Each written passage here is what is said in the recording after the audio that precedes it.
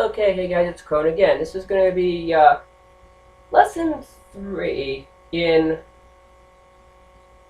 Gary Cantrell's book and also Ray Buckland's book. I do want to tell you guys real quick, I mentioned at the end of the last video, I want you guys also read chapter 2 in Ray Buckland's book. It's the belief system kind of thing. It kind of ties in with the first lesson. Then again, the same applies. Don't copy verbatim anyway. Okay, so lesson 3 in both books pretty much the same thing. Now we're going to start with Cantrell's book here. Okay, in his getting started, he's going to talk about, again, the circle necklace, which we already discussed. But, okay, y'all know what Book of Shadows is. Okay, that's where you keep your spells, your potions, your incantations. I'm going to tell you guys right now, have fun trying to keep organized because it's not going to happen. You know, I've tried for years to keep my BOS organized, and it just doesn't happen. You know, I got spells here, there, and everywhere, and everywhere where it's supposed to be. So, doesn't always work. But, Gary Cantrell talks about a mirror book. Okay? What this is, and this is important, this is something that I learned, this really works well for me. I actually still have mine, I still occasionally put things into it. A mirror book is a book that you start when you start the craft. It might be, I don't know what kind of book it is, or whatever. It is a journal of your thoughts on the craft, what you learned. You may have attended a public ritual, you may have attended a circle ritual with some friends. It's you write down your thoughts and write down your questions. So when you find somebody like me, or you find somebody like, you know, your circle family, your coven, if you're fortunate enough to get into one, you can say, hey, I've got questions, or hey, I don't understand this or that and the other. You know, you also are there if you're reflecting on your feelings of how you feel about this particular ritual, how you feel about that particular ritual. And it's just, I'm not going to go verbatim, but basically that's what it says. So, I encourage you, if you're able to keep up with that. I know it's hard, I know people have lives, I know people have things to do, but for you guys who may keep your journal, it's probably a little easier. Like I said, I've lacked a little bit on mine, it's just because I said, you know, things in life, you know, now it's easy. I'm going to finish up with this real quick. And this just goes into Book of Shadows, what it is, that kind of thing. Tools and instruments. We talked a little about this when we did the opening ritual about how to cast a circle. Altar cloth, altar candles, athame. And it just shows you, I'm going to put the camera here just to show you. Page 64 of Gary Cantrell's book. It shows you a basic altar setup. Again, you have to follow that particular setup, but it's just there for you to get some idea. So, altar cloths. Do you really need them? No, not really. If you're going to make your altar look all jazzy and nice, and yeah, by all means do so. You see my altar right here. I don't have anything jazzy or specific on it. Do I like to on occasion? Yeah. You know, it's a preference. It's not really a, you know, said written that you have to do it. Some people prefer to, some people don't. Doesn't really matter either way. Okay, that one I'm going to get into. That's just complicated. Okay. The besom. Basically, it's a small broom that you use to clean off your altar after ritual. You know, there's different methods to make them, different methods of why you use them. Me personally, you know, I just have a little small broom that I use after I'm with the ritual. I just brush everything off, any kind of candle wax or anything that makes on my altar. One thing I want to stress about your altar, and I know that sometimes, you know, these altars are old. One thing I want to elaborate on, and I should put an etiquette section, but it doesn't really matter. We'll do some more videos here and later on. Candle wax. Okay. there are two ways that wick wonders get wax off your altar, or anything else for that matter. One, you can always take a hairdryer and heat it up, make it wet again to wipe it off, kind of thing. But the easy way is get a razor blade, or something to use. One of those razor blades you use for like cleaning your stoves or cleaning some of those smells. They got the little black handle thing on them. Those work wonders. So keep that in mind. A bowline. Okay. What is a bowline? Okay, a bowline is a curved, usually it's a curved, moon-shaped knife that we use to cut herbs, do candle maintenance, that kind of thing. And it literally looks like a half moon, and there's different variations of it. The most common variation is a half moon with a handle. It has a blade in the back, and some have a sort of rigid blade in the center and another straight blade. It varies depending on what you want to use it for. It is sharp, so be careful with it. It is something it is not something used for purposes. It's strictly used for cutting and cleaning, and maybe a few other little things here and there. The incense holder, that's a given. The original incense holder is. A chalice, originally what a chalice was used for, to explain that to you. Pentagram or symbol. Okay. Some of us like to keep a pentagram on an altar at all times. I haven't really done anything with mine yet, but I've had some things done in the past that I want to redo. But do you need it? No. Is it good to have? Yes. But again, it's a preference. It's not something you need to have specifically.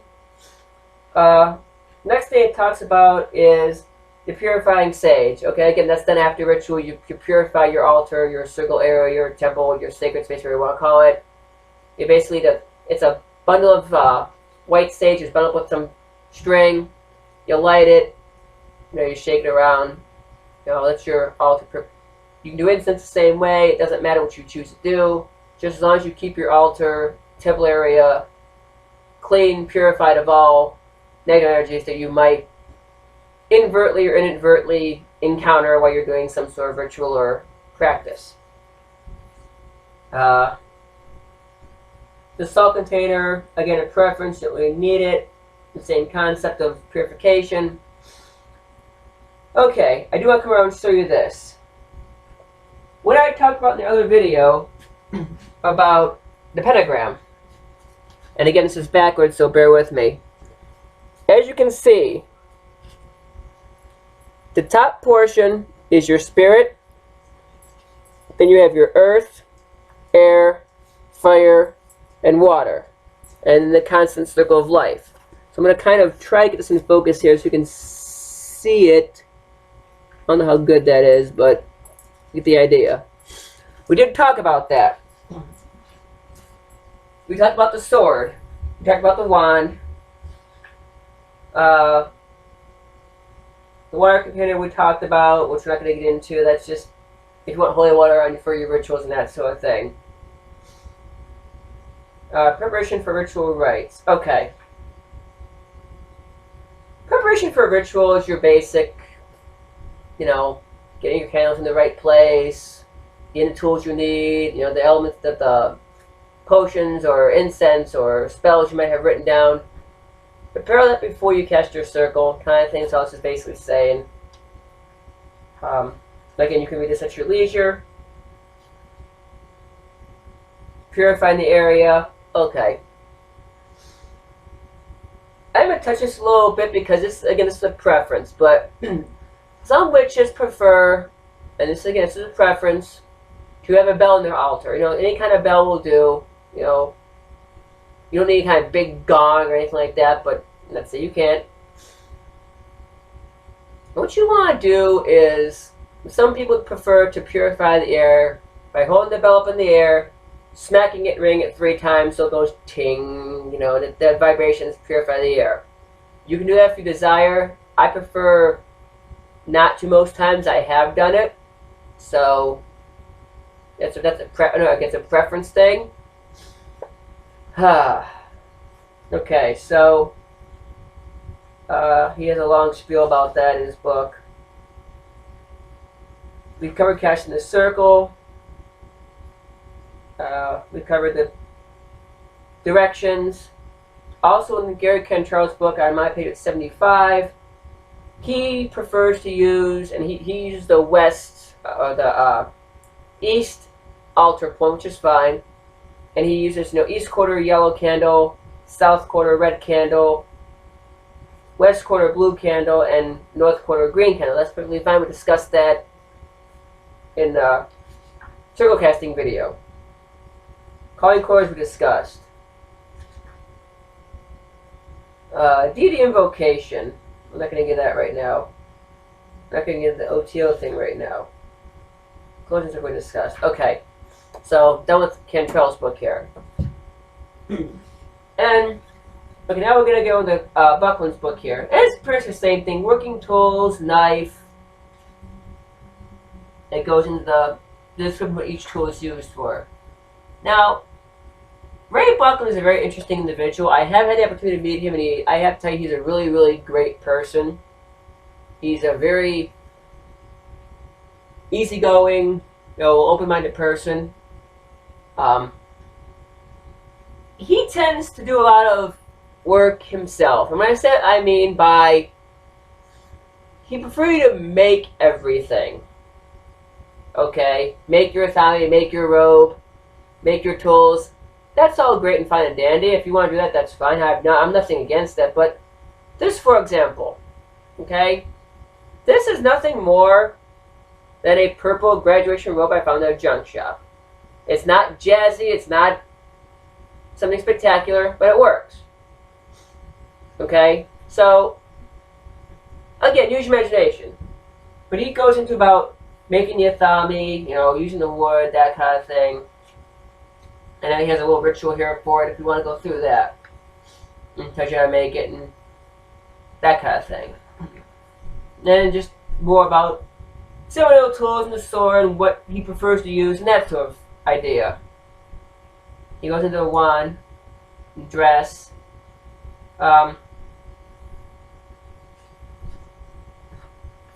We discussed dress and jewelry a little bit. I'm going to go into a little more into that. This is actually part of the lesson. Dress and jewelry for pagans can mean a number of things. I know I've seen some really elaborate, robes and really elaborate headpieces and so on and so forth.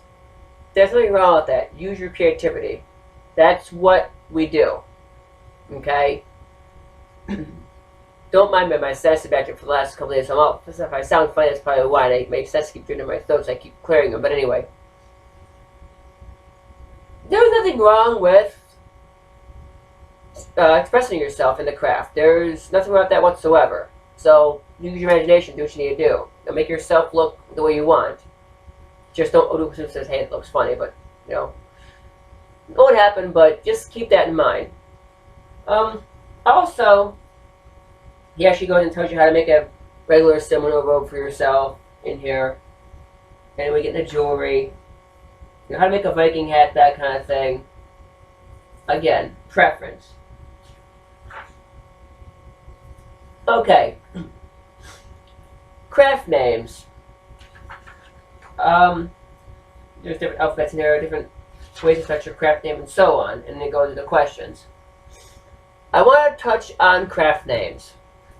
And we're going to pretty much end this lesson here. And, again, read through the chapter and do the questions.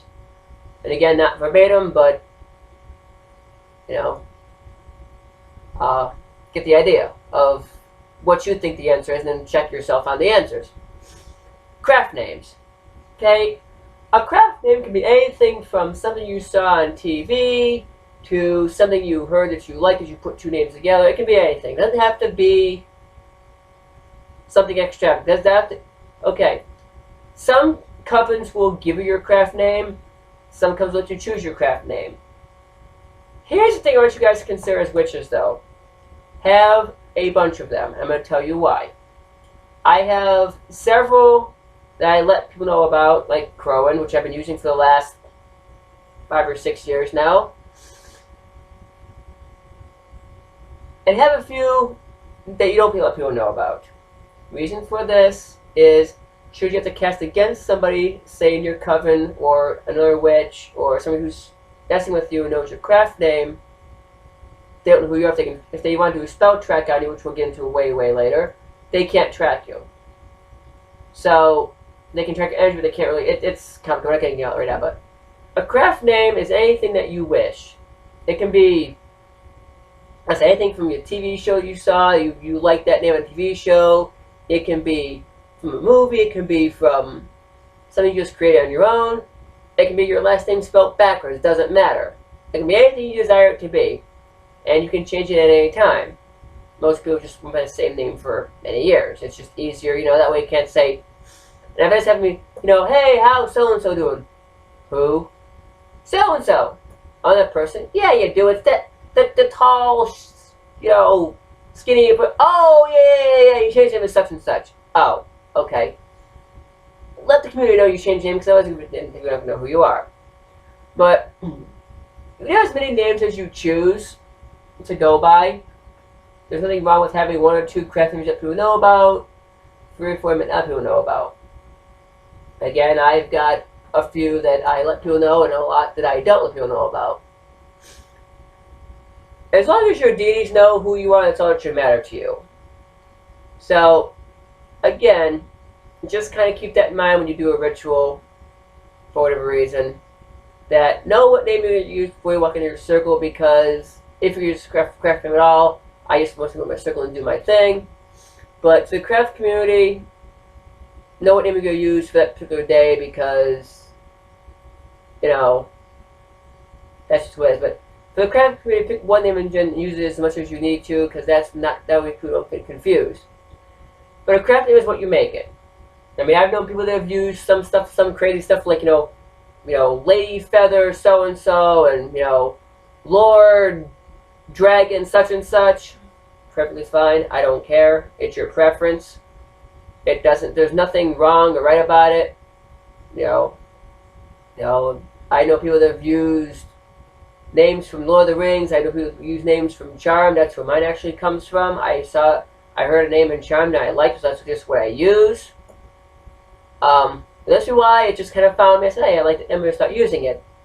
Blah, blah. Done. The name I was using at the time just no longer fits, so I was looking for a different name, and I was watching Charmed and Crowan Puck. I'm like, I like it. I'm using it. I'm claiming it. Nothing wrong with that. So, again, just keep that in mind when you're doing your craft names and your different things. I'm not sure what the next lesson is going to be. It might be another lesson on odds and ends where I'll involve my wife as an assistant. Gotta pick on her once in a while here. But anyway, so as always, click on the About page, send me questions, messages, anything, call me. I do try and check at least once a week, but that's not a guarantee because I said I do have a life other than videos. So, as always, take care and blessed be.